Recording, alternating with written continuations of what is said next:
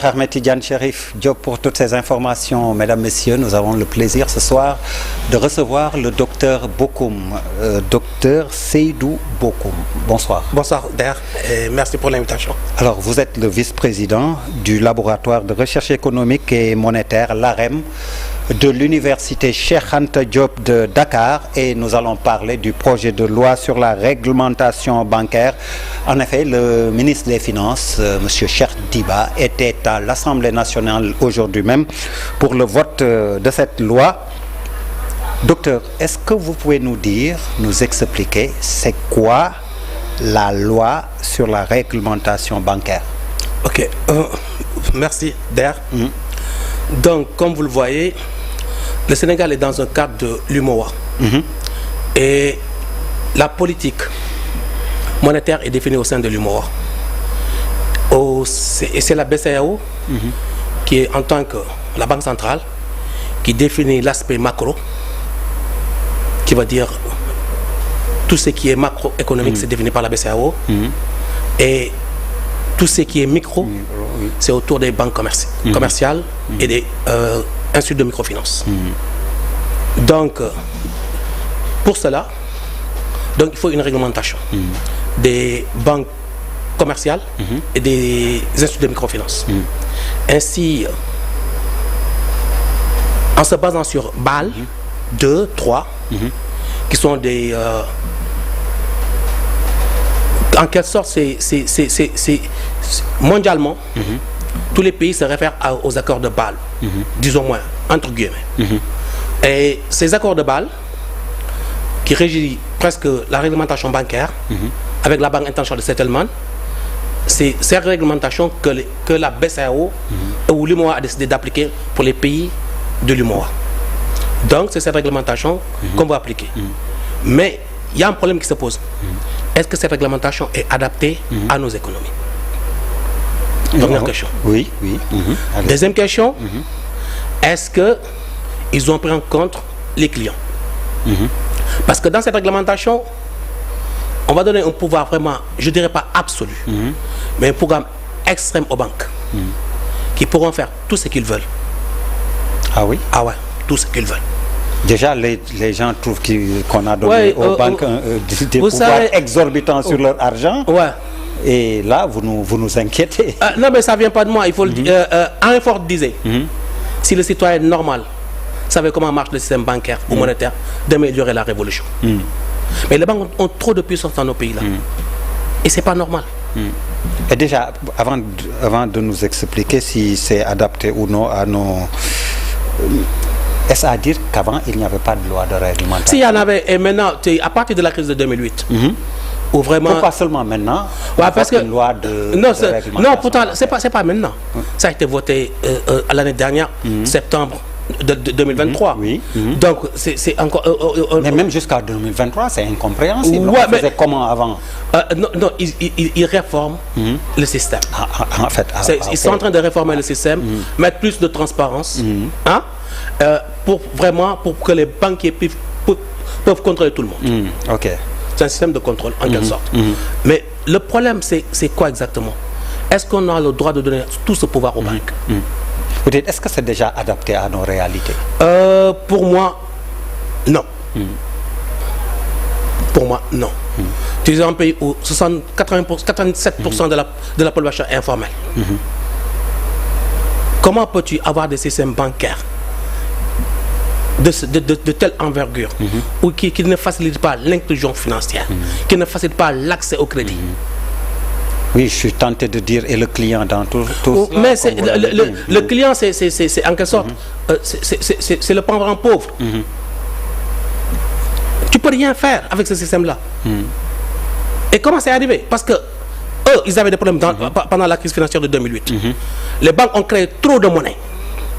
C'est ce qui a créé la crise financière. Maintenant, la Fédérale Réserve et les banques centrales des pays européens, du G20, on dit maintenant, pour régler ce problème-là, il faut qu'on fasse une régulation du système bancaire à leur niveau. Et maintenant, ce même système, ils veulent qu'on l'implémente en Afrique. Et je ne vois pas pourquoi on doit... Ben bon, on est dans le cadre d'une confédération. On fera qu'adopter, on ne peut rien faire. Mais expliquez-moi, moi en tant que Sénégalais, client lambda d'une banque, avant de parler de l'impact sur l'économie, globalement, dites-moi, moi déjà, c'est quoi l'impact, moi en tant que client de banque, vous, pour dire simple, le Sénégalais lambda, oui. Pour dire simple, tu déposes ton argent à la banque, tu ne peux rien faire. La banque peut faire tout ce qu'il veut de ton argent. Mais moi, je ne peux, absolument rien faire. Absolument rien faire. Tu peux absolument rien faire. La banque est maître de ton argent. Il n'y a pas de recours. C'est compliqué. Très compliqué. Alors, une telle situation, ramenée au plan économique, globalement, pour le Sénégal, quel impact? Moi, je dis qu'on ne peut pas laisser, sincèrement, 8 ministres des Finances s'asseoir autour d'une table. Des gens qui ne sont pas des économistes. Et dire vraiment, c'est ce qu'il faut faire sur le système bancaire. Et tout un pays, plus de 150 millions de personnes vont adopter ce qu'ils disent. Mais ce n'est pas sérieux. Ce n'est pas du tout sérieux. Parce que cette politique, c'est 8 personnes qui sont 8 ministres des Finances qui ont décidé que ça va, c'est comme ça, et c'est comme ça. Et on va aller à l'Assemblée. Et les lois de l'UEMOA sont au-dessus de nos lois. Et le problème du Sénégal, c'est la création monétaire. Le plus grand problème de ce pays, c'est la création monétaire. Les gens n'ont pas accès au crédit. Maintenant, l'accès au crédit maintenant est encore réglementé encore. Mais je ne sais pas comment on va faire. Mais il faut qu'on revoie toutes ces lois-là. Et d'ailleurs, vraiment, notre grand problème, dans ce pays, c'est deux choses. J'ai lu une contribution où vous dites que ça va être le lit de déséquilibre économique, taux d'intérêt élevé, accès limité au financement des PME et concentration des risques dans un secteur bancaire en mutation. Sans transparence. Sans transparence. Et je vais vous dire une chose. On est à BAL 2, BAL 3, on va vers BAL 4.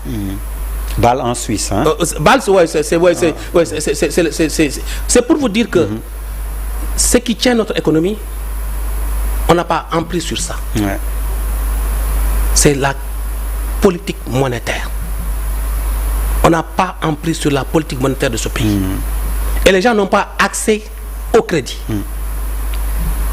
Et maintenant, on nous charge encore avec beaucoup de réglementation.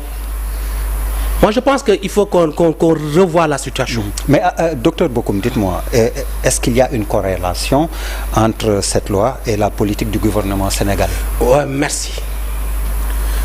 Mais le gouvernement ne peut rien faire. Ah oui. Vous savez, le président a dit qu'on a des problèmes de marge de liquidité. Mais c'est normal. Parce que, soit deux choses. Le pays nous appartient. On peut faire ce qu'on veut avec la monnaie, ou ça ne nous appartient pas. Ou soit, on n'a pas les hommes qu'il faut. Les choses, il faut les dire. Un médecin, une personne qui se dit docteur en économie, et qui ne peut pas régler un problème économique, mais ce n'est pas un docteur. Non. Quand tu es malade, tu vas chez le docteur. C'est pour qu'il te soigne. Oui, effectivement. On a des docteurs en économie, et on a des problèmes économiques. Oui, des docteurs en finance. Et des docteurs en finance. Mais il y a problème dans ce pays. Mais moi, j'aimerais bien savoir qui est le chief, le docteur en finance du gouvernement. Le chief in charge. In charge en finance, c'est qui? Oui, pour les finances. Qui est en charge pour l'économie? Qu'ils nous disent quelles sont les politiques qu'ils ont mis, qu'est-ce qu'ils veulent pour le pays. Dites-moi, finalement, vous, est-ce que vous êtes pour la souveraineté monétaire, donc pour une indépendance monétaire? Mais un pays ne peut pas marcher sans une politique monétaire. D'ailleurs, mais je parle de souveraineté monétaire. Est-ce que vous êtes pour... Vous êtes docteur... Facile. Oui.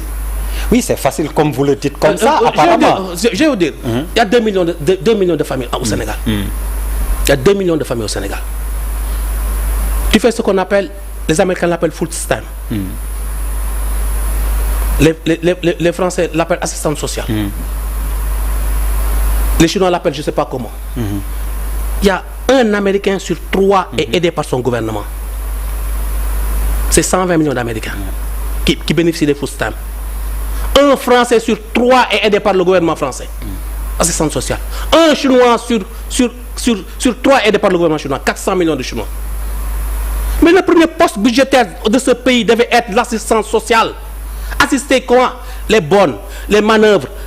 Le maillon de la chaîne la plus faible. Il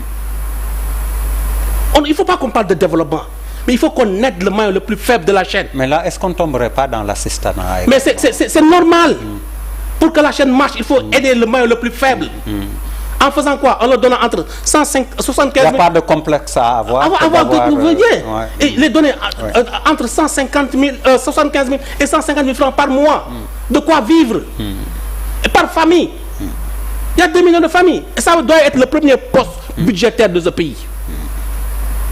Et ça, comment le faire? Il faut seulement créer une banque. Ça, je l'ai dit au président de la République le 8, le 9 mai 2021. Lors du Moncap, lors de la formation des cadres du PASTEF.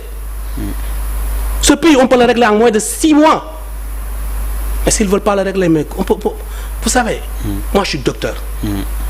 Et ce que je dis, personne ne pourra l'enlever jusqu'à l'extension du... Parce que ça ne vient pas de moi. Ça vient des chercheurs, des plus grands chercheurs. Ce que je dis, c'est ce qu'a dit le prix Nobel d'économie. Et ce pays-là, il faut qu'on le règle. Pour terminer, peut-être parler de la situation économique du pays. Quelles sont les perspectives que vous voyez? Moi, je vais dire au président, Président, vous n'avez pas le droit d'échouer. Premier ministre, vous n'avez pas le droit d'échouer. Ils n'ont pas le droit d'échouer. Ils portent l'espoir de tout un pays. Ils n'ont pas le droit d'échouer. Quelles sont les perspectives que vous Mais les voyez? perspectives, c'est simple. Faire ce qu'on doit faire. Créer la banque de l'État et financer tous les projets de l'État par de cette banque. Une seule banque? Oui, de cette banque. L'argent est à maintenant... partir d'une seule banque? D'une seule banque. L'argent est programmable maintenant. L'argent est programmable maintenant. On peut programmer l'argent. On ne pourra pas le détourner. Mais qu'est-ce que vous appelez programmer l'argent également? Cet argent est destiné à faire un pont. Ça fera, c'est seulement pour le pont. Oui. Personne ne pourra le détourner parce que c'est de l'argent. Pas de détournement d'objectifs. C'est fini. Et même, on ne pourra même pas détourner l'argent. Parce que l'argent est programmable maintenant. La BCE est en train de travailler sur l'interopérabilité. Une fois que le United Payment Interface est en place, mais c'est fini. Le digital règle tous ces problèmes-là. Ça, je l'ai dit au président le 8, le 9 mai 2021, lors du Moncap. Mais ce pays-là, il faut qu'on le règle. Les gens ont faim, les gens ont besoin de... Le Sénégal, il a un problème. Manger, boire, se soigner et aller à l'école. Ce sont nos problèmes. On n'a pas de problèmes de développement. Les gens, ils ne comprennent pas ce pays. Nous, les problèmes, il y a 2 000, il y a 3 000. Beaucoup de télévision big screen, il y a auto 4x4, nous, les gens sont là, ils sont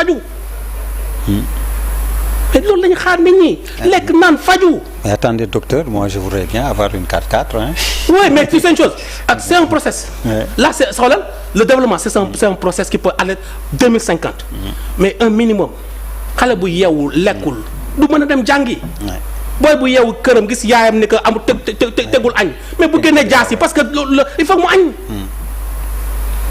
Ce sont des choses simples qu'on doit régler dans ce pays.